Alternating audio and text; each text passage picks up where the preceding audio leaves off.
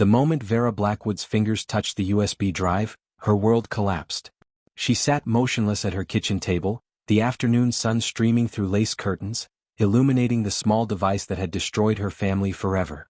"I never thought I'd find something like this in my own home," she whispered to herself, her voice barely audible over the ticking wall clock. "Not from Elliot. Not from my sister's boy." Have you ever discovered something so horrifying about someone you love that you couldn't breathe? That's what happened to Vera on that Tuesday afternoon in Pinewood Creek.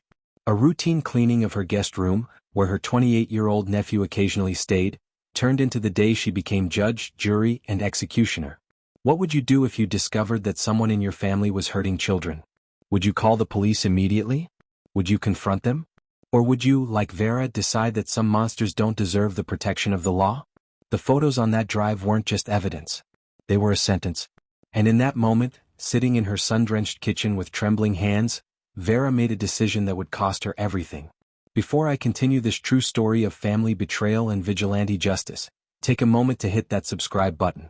This channel brings you cases that mainstream media often overlooks, stories that make us question where justice truly lies.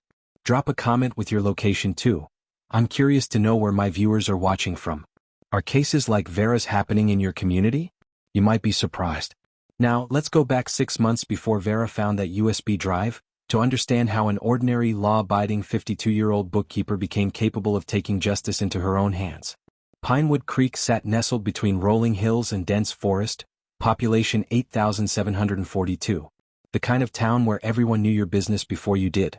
Main Street featured a row of brick buildings dating back to the 1920s, a diner that served the same pie recipe for 3 generations, and exactly one traffic light that blinked yellow after 10 p.m.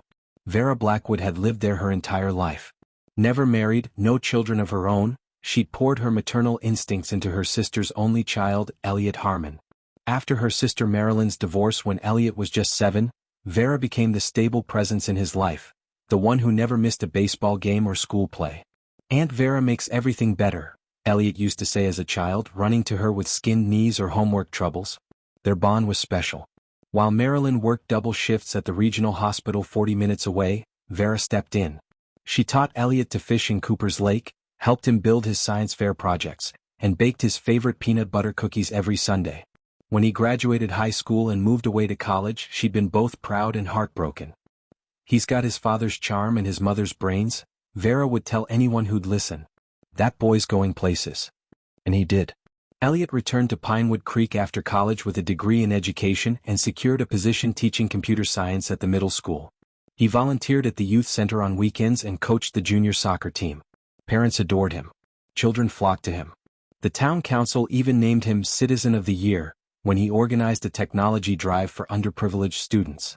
"We need more young men like Elliot Harmon," Mayor Wilson declared at the ceremony, while Vera beamed from the front row.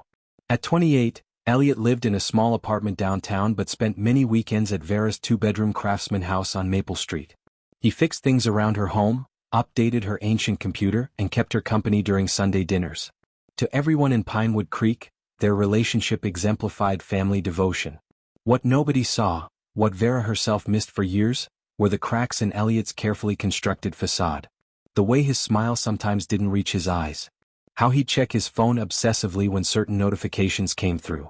The locked cabinet in his apartment that he joked contained boring teacher stuff. The way some children grew quiet when he entered a room, while others sought his attention with uncomfortable eagerness. Elliot maintained 2 distinct lives, the beloved teacher and devoted nephew versus something darker that lurked beneath. And Vera, despite her protective instincts and close relationship with her nephew, had been blind to the truth. Perhaps because she couldn't bear to see it. Perhaps because Elliot had become so skilled at hiding. But in small towns like Pinewood Creek, secrets have a way of surfacing, like bodies in Cooper's Lake after the spring thaw. The first crack in Vera's perception appeared on a warm April evening. She'd stopped by the youth center to drop off homemade cookies for Elliot's coding club. Through the glass door, she spotted him sitting unusually close to a quiet boy named Tyler. Elliot's hand rested on the child's shoulder, fingers moving in small circles. When Tyler shifted uncomfortably, Elliot leaned closer, whispering something that made the boy freeze.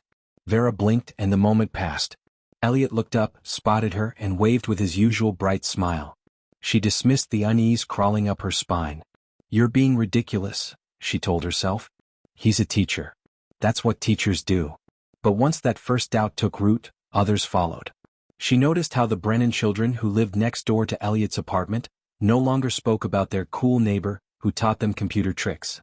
When she mentioned Elliot's name at the grocery store, Mrs. Brennan grabbed her items and hurried away with a tight-lipped, "We need to go."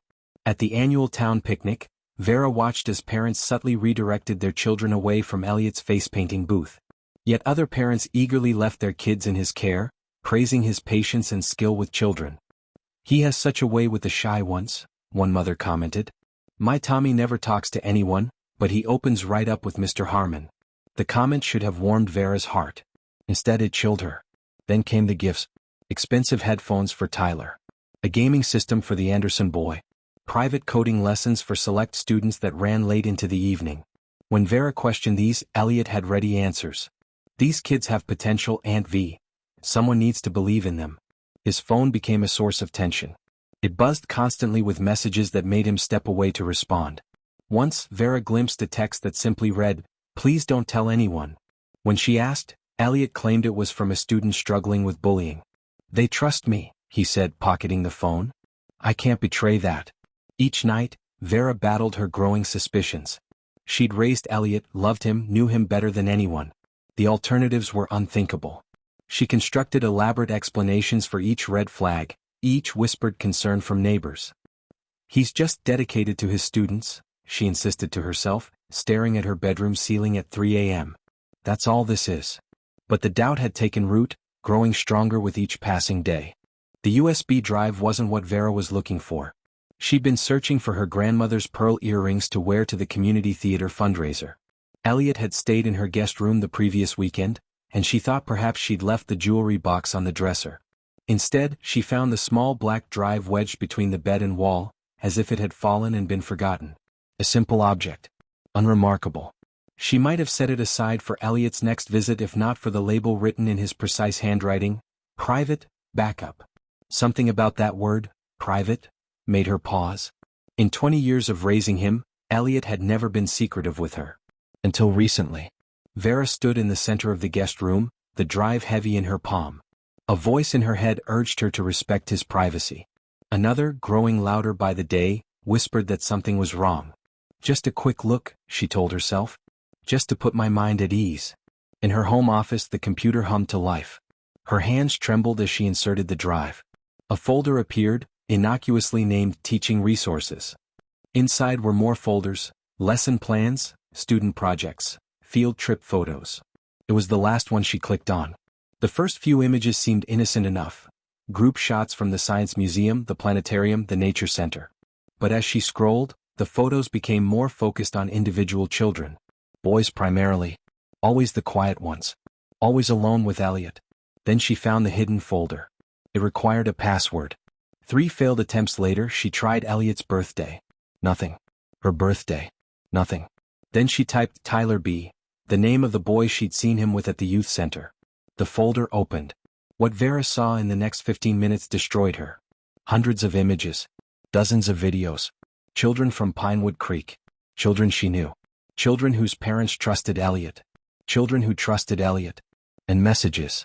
Conversations with other men sharing similar collections. Discussions about techniques to gain children's trust. Methods to ensure silence. Vera ran to the bathroom and vomited until nothing remained but dry heaves and sobs.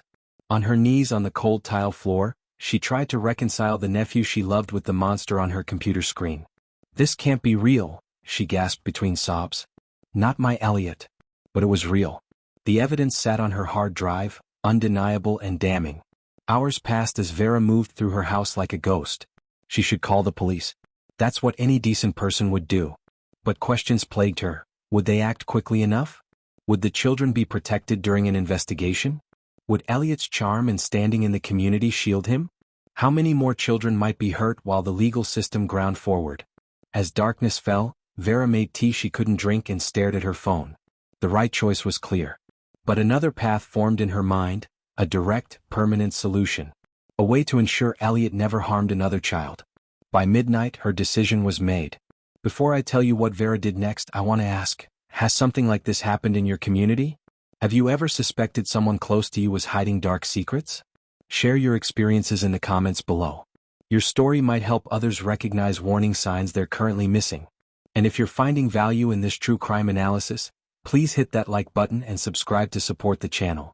The Pinewood Creek Police Department occupied a brick building across from the courthouse. Chief Roland Porter, who'd coached Elliot in Little League 15 years earlier, greeted Vera with a warm smile that faded as she explained her purpose. "These are serious accusations, Vera," he said, leaning back in his chair. "Life-destroying accusations." She'd brought copies of the least graphic images stored on a new drive. Chief Porter viewed them with furrowed brows. "Could be innocent teaching moments taken out of context," he suggested. "Elliot's reputation in this town is spotless." "There's worse," Vera insisted. "Much worse. On the original drive. We need a warrant for that. And to get a warrant, we need more than a concerned aunt with some questionable photos." 3 hours later, Vera left with a hollow promise of looking into it, and instructions not to stir up trouble in the meantime. Her next stop was Principal Gwendolyn Hayes at Pinewood Creek Middle School. The woman listened with increasing discomfort, fingers drumming on her desk. "Even if what you're saying is true, and I'm not saying it is, there's a process," Hayes explained. "Administrative leave during investigation. Union representation. Character witnesses. It could take months and without concrete proof that would stand up in court." While he continues teaching.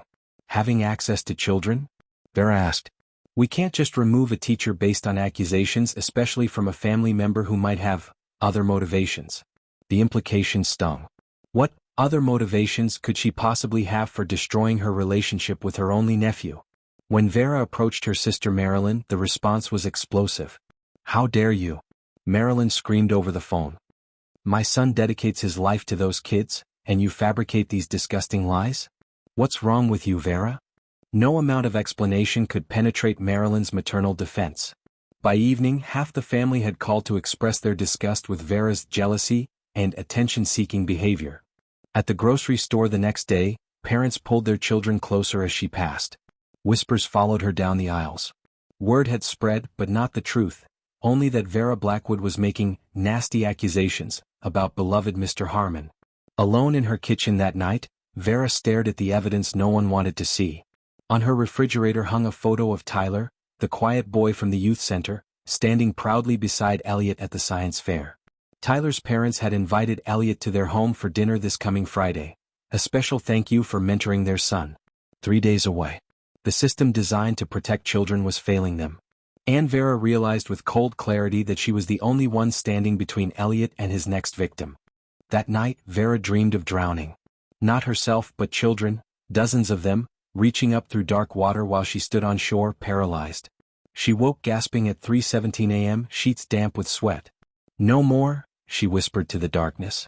The decision crystallized not in a moment of rage, but in the quiet calculation of a bookkeeper who'd spent 30 years balancing ledgers. This was simply another equation. If the system wouldn't protect the children, someone else must. Vera moved through the next day with strange calm. She called in sick to work, her first absence in 7 years. At her computer, she researched everything. The effects of trauma on young victims, conviction rates for child predators, recidivism statistics. The numbers told a story the justice system couldn't acknowledge. Most offenders continued their behavior, regardless of intervention. By afternoon, she'd formulated a plan. Simple. Untraceable. Effective. First, she needed access. That was easy. Elliot had a standing dinner invitation every Sunday. He'd never miss her roast chicken and apple pie. Second, she needed to ensure no one else would be harmed in the process. This required precision. Third, she needed to protect herself, not from consequences which she'd already accepted, but from hesitation. From the part of her that still saw the 7-year-old boy who'd run to her with skinned knees. Vera drove to 3 different towns that day, purchasing supplies from 3 different stores. Nothing suspicious: sleeping pills from a pharmacy in Westridge, a bottle of Elliot's favorite whiskey from a liquor store in Millfield, and heavy-duty plastic sheeting from a hardware store in Grantville. "For painting," she told the clerk with a grandmotherly smile. That evening, she cleaned her house meticulously, paying special attention to the guest room where she'd found the USB drive. She changed the sheets, dusted the surfaces, and laid out fresh towels, as if preparing for a welcome guest rather than an execution. In her kitchen, she ground the sleeping pills into fine powder, testing its solubility in whiskey. Satisfied, she washed the glass twice and put it away. The final step was the hardest. Vera sat at her dining room table and wrote 3 letters. One to her sister Marilyn, explaining everything she'd discovered. One to Chief Porter with detailed information about the evidence on the USB drive, and one to herself, a reminder of why this had to be done. She sealed each in an envelope and placed them in her desk drawer. On Thursday morning, Vera called Elliot. "I've been thinking about what you said about those special students," she lied smoothly. "I'd like to hear more. Can you come for dinner tomorrow instead of Sunday? I'm making your favorite." "Sure, Aunt V," he replied, sounding relieved that their recent distance seemed resolved. "I'll bring that whiskey you like." "No need," she said. "I already got some." Before I continue with what happened when Elliot arrived at Vera's house, I want to ask you, what would you do in her position? If you discovered someone you loved was hurting children, and every proper channel failed, would you take matters into your own hands? Or would you trust the system to eventually work? Leave your thoughts in the comments below. I read every single one. Friday evening arrived with unusual clarity. Autumn light slanted through Vera's kitchen windows as she methodically prepared dinner. Chicken roasted in the oven. Potatoes boiled on the stovetop. The table was set for 2 with her good china, the set reserved for Christmas and Easter. The doorbell rang at precisely 6:30 p.m. Elliot stood on her porch, handsome in a blue button-down shirt, holding a bouquet of yellow daisies, her favorite. "Peace offering," he said with that charming smile that had fooled an entire town. Vera accepted the flowers, her hands steady as she invited him inside. They moved through the familiar routine of family dinner. Elliot setting the flowers in water, Vera checking the oven, comfortable small talk about weather and neighbors. "Whiskey before dinner?" she offered, already pouring 2 fingers into a crystal tumbler. "To celebrate." "What are we celebrating?" he asked, accepting the glass. "The truth," Vera replied, watching as he took the first sip. Then another. By his 3rd sip, she allowed herself to breathe. 20 minutes later, Elliot's speech slurred. He blinked rapidly, trying to focus on her face across the table. "What's happening?" he mumbled, attempting to stand but finding his legs uncooperative. "I found your USB drive, Elliot," Vera said quietly. "I saw everything." His face transformed, boyish charm replaced by something cold and calculating, even through the haze of sedatives. "You don't understand," he slurred. "Those kids, they wanted—" "Don't," Vera cut him off. "Don't you dare finish that sentence." As the drugs took stronger hold, Vera laid out the evidence piece by piece. The photos, the videos, the messages. With each revelation she watched recognition dawn in his eyes, not remorse, but the understanding that he'd been caught. "How many?" she asked. "How many children have you hurt?" His laugh, a hollow terrible sound, was answer enough. When Elliot finally lost consciousness, slumping forward onto her dining table, Vera moved with the efficiency of someone who'd rehearsed each step. The plastic sheeting went down first. Then came the rope, the duct tape, the tools she'd selected with care. What happened in the next 4 hours would never be fully revealed in court documents or news reports. But when dawn broke over Pinewood Creek, 2 facts were certain. Elliot Harmon would never harm another child, and Vera Blackwood's life as she knew it was over. She didn't run. When Chief Porter arrived, summoned by her own 911 call, Vera sat calmly at her kitchen table, 3 sealed envelopes placed neatly beside a cup of cold tea. "He's in the basement," she said simply. "And everything you need to know about why is on this drive." She held out the USB, her hand finally beginning to tremble. The headline in the Pinewood Creek Gazette read, "Local teacher found dead, aunt charged." Below that, in smaller print, "Evidence of child abuse discovered." Vera's trial became national news. Reporters descended on the small town, cameras capturing the courthouse steps where opinions divided sharply. Some residents carried signs reading, "Free Vera," and "She protected our children." Others maintained that justice should have been left to the courts. The prosecution sought first-degree murder charges.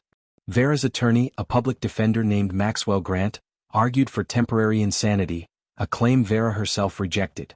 "I knew exactly what I was doing," she told the jury during her testimony. "I made a choice to stop him permanently."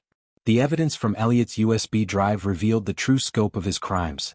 17 victims over 6 years, most from Pinewood Creek. As details emerged, parents who had once condemned Vera now avoided eye contact in the courtroom, their faces etched with guilt and horror. Marilyn never attended the trial. She moved away before proceedings began, unable to reconcile her son's monstrous actions with the child she'd raised, or forgive her sister for taking his life. For the victims and their families, the aftermath brought complicated emotions. Relief mixed with renewed trauma as private suffering became public knowledge. Some parents thanked Vera in hushed voices outside the courthouse. Others blamed her for not coming forward sooner. Tyler, the quiet boy from the youth center, testified about Elliot's abuse. His parents later established a foundation to help other victims, naming Vera as the inspiration despite her incarceration. The jury deliberated for 4 days. Their verdict, guilty of second-degree murder with mitigating circumstances, reflected the moral complexity of the case. The judge, acknowledging both the heinous nature of Elliot's crimes and the failure of institutions to protect the children, sentenced Vera to 12 years. As she was led from the courtroom, an elderly woman reached across the barrier to touch her arm. "My grandson was one of them," she whispered. "Thank you." Vera nodded once, then continued forward, back straight, eyes clear. A bookkeeper who had balanced her final ledger. Vera Blackwood's case forces us to confront uncomfortable questions. When systems fail to protect the vulnerable, where does responsibility fall? At what point does moral obligation outweigh legal boundaries? There are no easy answers. Each of us must determine where our own lines exist, and pray we're never tested as Vera was. If this story resonated with you, please hit that like button and share it with others. Your support helps these important stories reach those who need to hear them. Drop your location in the comments. I'm curious how different communities view cases like this.